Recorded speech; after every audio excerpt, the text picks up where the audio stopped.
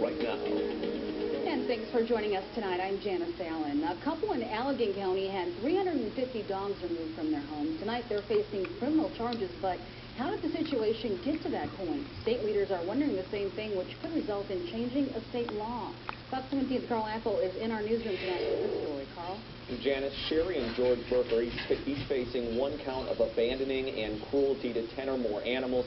But this isn't the first time Sherry has had legal problems with her dog. This time, however, the issue is getting attention at the state capitol. According to police, Sherry and George Burke's hundreds of Pomeranian and Shih Tzu dogs were found living in filthy conditions at their Allegan County home.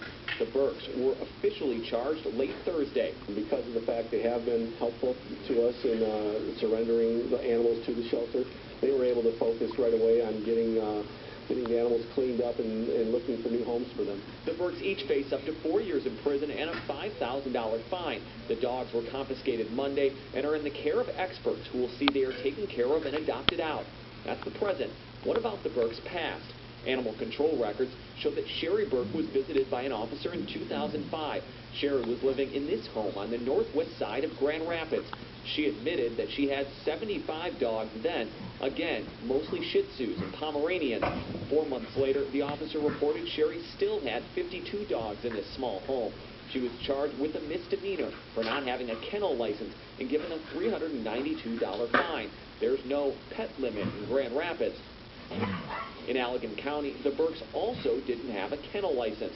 But that's regulation at the county level. For an operation this big, what about state oversight? The simple answer is we don't have authority. We're not going to step in where we don't have that. We spoke with the state veterinarian. He said new legislation has been initiated by the Michigan Humane Association that would require breeding operations above a certain size to be licensed by the state, something he says he supports.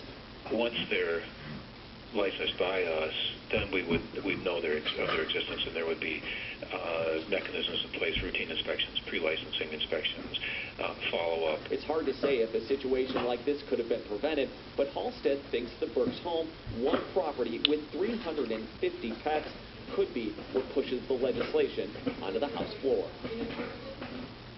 The Burkes also could be ordered to pay several costs like veterinary care and housing, which could be pricey. The charges may also take away their ability to own any animals.